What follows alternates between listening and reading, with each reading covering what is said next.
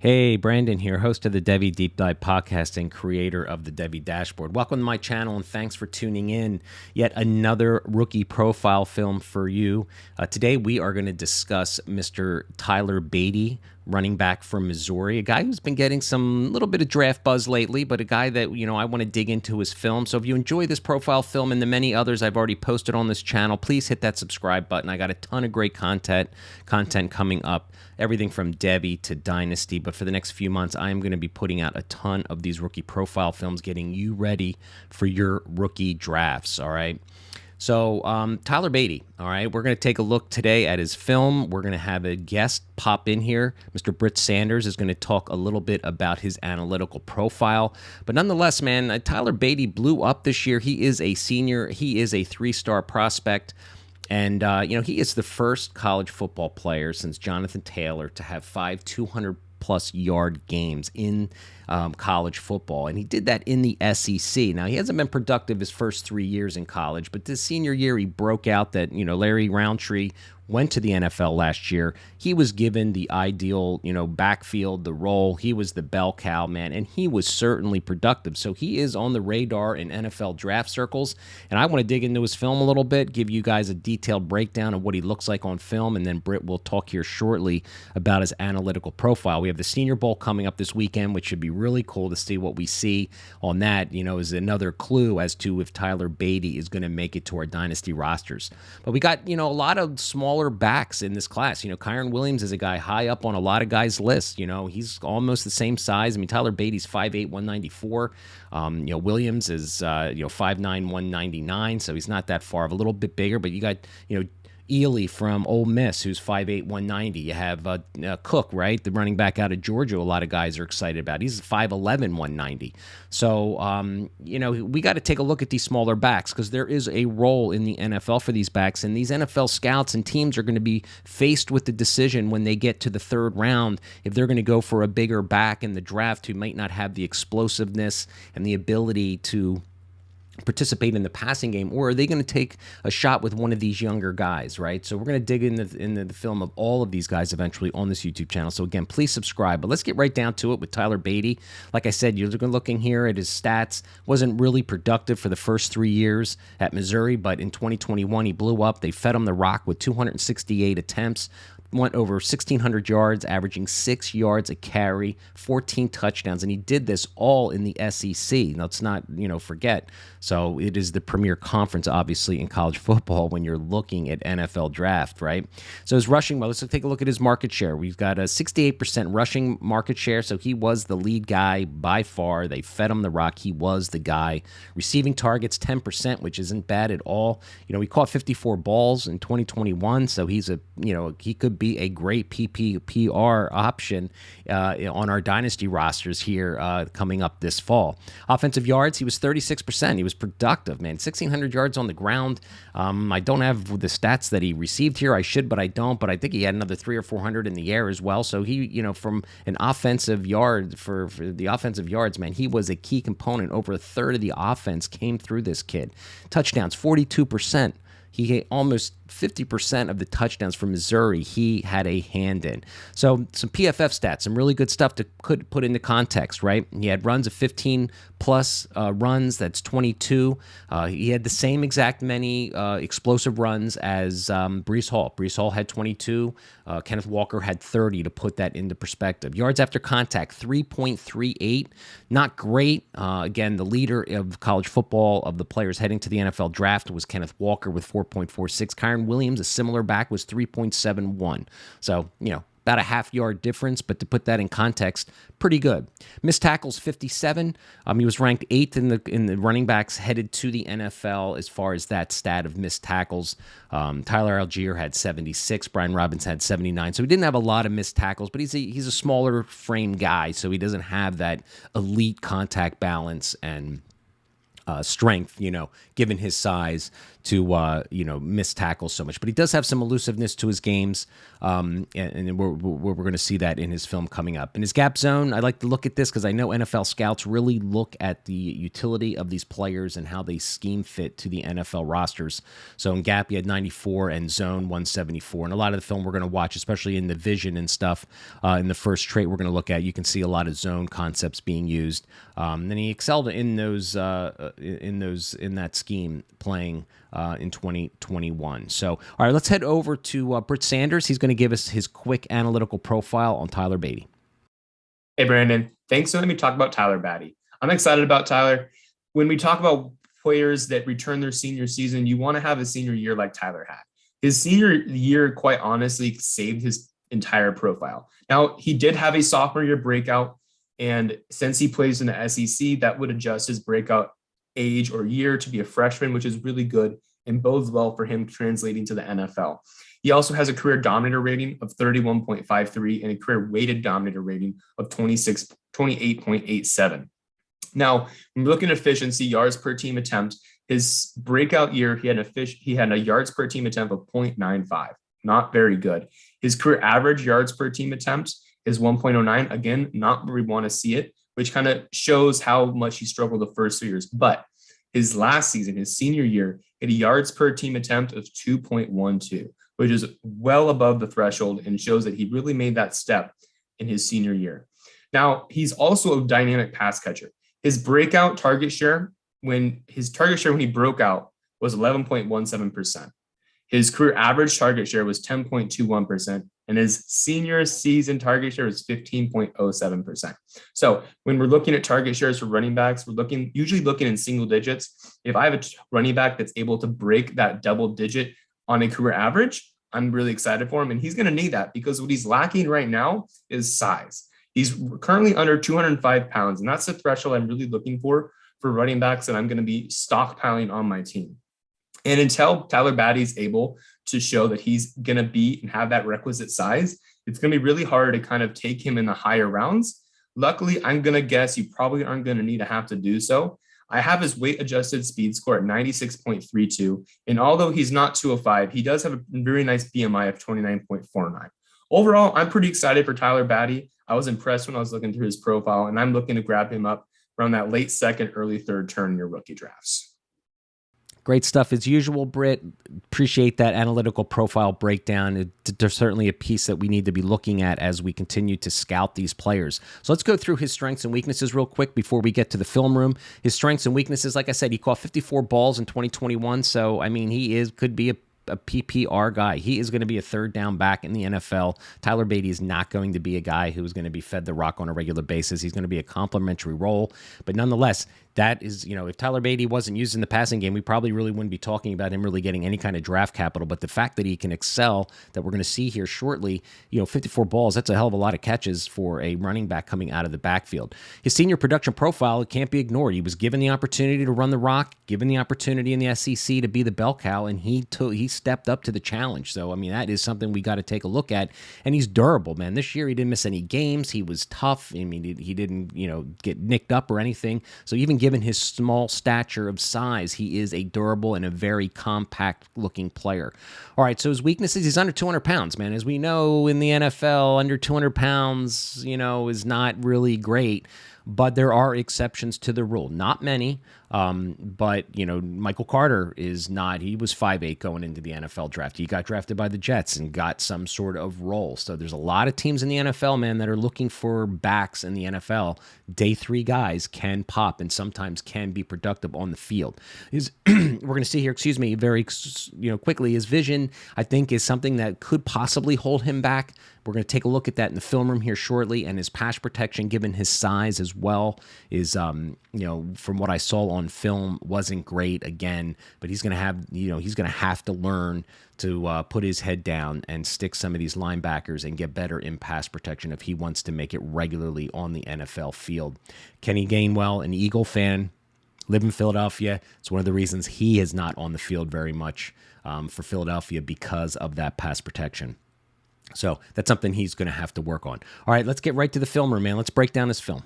All right, welcome to the film room. Let's get started breaking down Tyler Badie's film. First trait we're going to take a look at is his vision and patience. They seem to run a lot of outside zone here at Missouri, but he has an ability to really cut back on the inside. You can see here, nice cutback, finds the gap inside. And take a look at it again. We're going to run through these clips and then break it down. So he's going outside. The defense is going outside, and then he cuts back in, finds the seam, and hits it. Good burst and acceleration, through that hole. So you're going to see here, again, there's not much go. The defender breaks up the play. Just good shifty footwork. I love the way he changes the hand of the ball. And, again, some good finish there. So, again, good vision, sees the play breaking down, then bounces outside and accelerates up through against that tough Georgia defense. All right, again here, a lot of outside zone it looks like, and then he cuts back in and runs. Good burst up here in the middle. Nice play here up against Florida again. He's running outside and sees the inside, cuts back against the grain, and then accelerates up through. The defenders all chasing him. Really, really, really nice run there. Another Florida run upcoming here. Now, this is against Kentucky. This is where his vision, okay, we're going to take a look at. So we saw right there the first three clips of him like having the, good patience, finding the seam on the inside. But here he leaves some play. Here's, again, we want to take a look at the good and the bad of Tyler Badie. That's the purpose of these films, is to really look at some of the things that he could improve on, all right? And here he just takes a wicked hit on this play, but I really feel, stop it right here, he has the hole outside here, and for some reason he doesn't try and bounce it outside and just takes a lick inside. And in the next couple clips here, we're going to see him doing the same thing. Again, he has the ability, we're going to play it and then just run back real quick. All right, he has the ability, if he was a little bit more patient, yeah, he's got a defender right here. I get it, but he could have this whole outside area to take a shot, and then he just goes in and dumps his head inside, where he had an outside lane to go. All right, so here he goes again. One of these typical outside zone runs, it appears. And again, I think he left something here on the table. He could have. Let's take a look at it, and we'll stop it. Okay, outside. Look at what he's got. He's got the ability to cut back and at least get some, cut back in the grain like he did before on those earlier clips. But what he does is he just lowers his head and goes into the garbage instead of possibly trying to bounce back inside to gain more yardage. Okay, so again, I felt like on this particular play, again, his vision, he didn't see the field as well. Here he goes. He's making a cut against, going back towards the inside. Maybe he thought that guy was not going to be there, that defender, and thought that there was a gap. Number 55 closes it pretty quickly right there. But going back, let me just show you what I thought that he could have seen in this. This looks like more like a gap run where I think the play was supposed to go to I think this is the B gap here, that he had it right here. Yes, he's got this defender right here, but I think he could have maybe run onto the outside of the right, and instead he kind of just runs inside and falls to the ground. Again, here's another play where I felt that his vision was lacking a little bit. Let's stop it and we'll break it down. Okay, right here, he's got the lane. All right, he's got this defender that he's got to worry about, right? Defensive manipulation is something we like to talk about. But again, he goes back in the inside and just puts his head down into the garbage when, in fact, I think he had the ability to go and run on the outside here. He could have just come right around here for the, to the 30 sign here on the field. And he decides not to do that. So I think overall his vision is okay. It's not an elite, and for a guy his size, I think he's going to need to improve that vision because he's going to need to be quick on his feet given his size. His, so let's take a look at his footwork and quick short area quickness. I think this is one of his skill sets. Like his shifty feet. I like his burst. We're going to see that here shortly. But I love this play right here. He just dukes that guy out again. He sets up that defender. Nice run to the outside, and then he shake and bakes this guy. The guy took a really bad angle, but nonetheless, I like the way he went inside and then accelerates down for a really, really nice play. That was a tremendous play by Badie. Okay, so again, we're just going to look at these films and we're going to go back. Nice shake and bake here against Kentucky. Again, let's see what he's doing. He's got this one defender to beat. Right in the NFL, you got to beat the first guy. Right, that's the rule of thumb. He's got this defender right here, and he shakes and bakes him. Nice, short area quickness. Doesn't lose acceleration and goes in for a nice play. So I like his footwork. Here's another. Little shake and bake there. Just another, view of it from the All 22. We got this from Dynasty Nerds. They're a great YouTube channel as well. All right. So again, I like the little shake and bake here. Okay, let's go back and look at it again. Again, his footwork, nice acceleration, little quick feet to just enough to make that guy miss. And then he has some acceleration that we're going to see here shortly. But again, I like the quick feet here as well. He made that guy miss. It's very subtle, again, but I like his footwork, quick feet to the outside. And then right here, he's got this guy to beat, right? He's got to beat this defender, and he gives it. It's very subtle, but you got to really look at it. It's really good. He goes, boom, boom, right there, all right? And then made that guy miss for another 4 or 5 yards, all right? Again, like the footwork on this play here. He's going to go bounce to the outside. Looks like another, zone run. And right there, that little kickback, and it gave him not off balance as he goes back inside. Let's take a look at it one more time. It's going to be right here. It's very subtle with all the mess that you're seeing on the screen, but nonetheless is able to cut without losing a lot of acceleration, and again, accelerates down the field for another 10 yards. So I think he's got some really good, short area quickness and footwork. Again, look at nice little bounce out. He has 2 nice little cuts here on this particular play. Let's break it down. We got right here. He's going to make that. He's going to bounce outside. And then again, he's got this defender to miss. He's going to set him up with his feet. And he did just enough to get by. It's very subtle, but it's in there if you really look at it. Boom, boom, right there. So he's got some shifty feet, man. It's definitely got some shifty feet. So we're going to take a look at his speed and acceleration. I think he's got some really good burst off the line of scrimmage. He doesn't have elite long speed, but I think he's got enough. But again, what does it look like at the line of scrimmage? I think he blows through this hole, boom, and just accelerates through the hole. The guy reaching for him there at the end and doesn't have a chance. So like his speed, I like his acceleration through the line of scrimmage. Again, he's just shot out of a cannon on this particular play. And look how these defenders all take bad angles. That's a great way to look at how a guy what his play speed looks like, is when you see, again, these defenders taking bad angles. All right, so they thought they had him, but he doesn't. He accelerates through the hole, gets tripped up there. This is a pass play. But again, I like how he stops, and then the acceleration I thought is really good on this particular play. I don't like the way he dives at the end there. I'd rather see him take the contact and plow someone over. But nonetheless, he's going to get the ball. He's going to have to really come to a stop to, shift that guy, use his defenders, and then he accelerates into the second level. So I think he's got that ability, especially in the second level as well, to really make some noise in the passing game. Again, I really watch these 2 defenders miss him. Here, they're coming for him right now, and I think they underestimate his acceleration, and they're both standing there looking like, wow, where did he go? He went through the hole. So again, just take a quick look at it. Boom. Those guys are looking at each other like, where'd he go? So I think he's got some good burst and speed and acceleration coming out. Again, I like this acceleration through here for the, once he gets past the line of scrimmage here, navigates through the trash, and then again, really like his acceleration. It's going to happen right here. There he goes. So if he gets into open space a little bit past the line of scrimmage, I think he can do some damage. So again, here he accelerates pretty quickly, and I just like the way all the defenders take bad angles, and he just takes it to the house. So again, he doesn't have elite long speed, but I think he's got some decent speed. So here, again, this is from 2020. Some really bad tackling, I get it, but nonetheless, I like the burst through the line of scrimmage there. He sheds the tackle, sheds the contact, and off to the races. All right, let's talk about his strength and contact balance. This is going to be super important, okay, for Badie and his success in the NFL, because he is on the smaller side that we talked about. He is going to need to be able to have some strength and contact balances against Georgia. So I wanted to see some Georgia film, him laying the lumber. He runs with good pad level. So again, he has the ability to shed tackles, for his size. We got to keep that in mind, just how small he is. But I think he's pretty tough and has some good, contact balance for a guy his size. Again, he's just driving, keeping his legs driven here, just keeps going. Again, I like the strength and the contact balance for his size.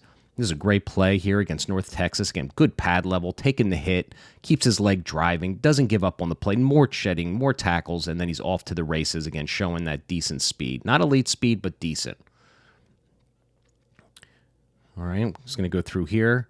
Again, I like the way he kind of sheds. That guy went up high on him. I like how he didn't fall for there. Again, I'm just trying to show you, again, keeps his balance, keeps moving forward and gets the first down on that. So for, like I said, for a guy his size, he's compact, he's solid. I mean, I love this play here against Arkansas. I mean, he just, again, giving the lick, good pad level, taking the hits, boom, boom. That he's going to need that to succeed in the NFL, right? I mean, he is going to need to play like this in the NFL against the big boys. All right, so pass catching, man. Now we talked about the kid excels in the passing game, and really nobody's talking about it. He caught a lot of balls yet in the flat, but we're going to see here that he has the ability also to catch the ball down the field. So again, good adjustment on this play. I wanted to show this play because just of the adjustment, he could be a nice third down back in the NFL given his pass catching ability. There's just no doubt about it. So again, he just shows really good, again, shedding contact there, fighting his way into the end zone. Another nice play. So this, caught a lot of balls out of the flat like this. But again, I mean, we all liked Kenny Gainwell last year, right? I think this kid's better than Kenny Gainwell. I think this guy's stronger than Kenny Gainwell. I think he is just as good as pass catcher and accelerator in the open field as Gainwell. And Gainwell was a guy that a lot of people like. So I think Tyler Badie can bring this, element to his game in the NFL. So here's some downfield plays. And so he's got some vertical play to his game as well. Again, I mean, he's out of the backfield. They lined him up this year out in the slot a few times as well. But he's got some pass catching chops, man, especially down the field as well. We got one more clip here before we wrap it up. Again, of him just, taking a ball downfield and making an adjustment, makes the catch. A little bobble there, but nonetheless would like to have seen him run inside and shed the tackle. But nonetheless, man. So I think really overall, I think Badie shows some good. I think his vision is okay. I don't think it's elite. I think his footwork and short area quickness is one of his calling cards, and his strength and contact balance for a guy his size, I think, is pretty solid. So overall, man, talking about these smaller backs, this is where we got to dig into these smaller guys to really see, if they've got the physicality given their small stature to make it in the NFL. And I'm liking what I'm seeing from Tyler Badie, no less. All right, man, I hope you enjoyed that film breakdown. I make these films for you, my viewers, so you can get a different look instead of just looking at highlight films on Tyler Badie, so you can make your own decision whether you agree with me or not. But let's look at the draft capital right now on NFLmockdraftdatabase.com, a great website. Tyler Badie's on average being the 10th running back taken off the board. Looks like right now at pick 123. So we're looking at round 4, 5, probably 6. I mean, who knows? Some were day 3s, not a day 2 guy. What's his dynasty projection for us? I think he's no more than an RB3 or 4. He could find himself on a team like, let's say, Nyheim Hines is for, Jonathan Taylor, something like that. A guy who can bring a little bit of physicality to run in between the tackles if he's asked to for a game or two. But most likely, this guy's going to be a PPR third down back. And there's a few of these, like we talked about already, in this draft class. So what's his pro comp? I mean, maybe a Nyheim Hines. I mean, the guy that kind of sticks out to me is Michael Carter. Michael Carter is 5'8", 201. He's had some success at the Jets this year. Michael Carter was a much more elusive runner and a much more productive runner for a lot more longer years than Tyler Badie. But nonetheless, they're almost about the same size, and I don't think that the Jets are going to go with Michael Carter long term. I think he is a fill-in. I won't be surprised at all if they go for a bigger back. But Michael Carter is filled in admirably for the Jets. Tyler Badie might find a similar early role in the NFL. But when it's all shaken out and 3 or 4 years into the league, Tyler Badie is going to be just a complimentary piece for our dynasty rosters. So, all right, I hope you enjoyed that film breakdown and the analytical breakdown that Britt provided. And please leave your comment below, man. Tell me what you like, what you don't. Tell me what player you want me to do. I enjoy the comments, and I don't know. That's it, man. So thanks for watching.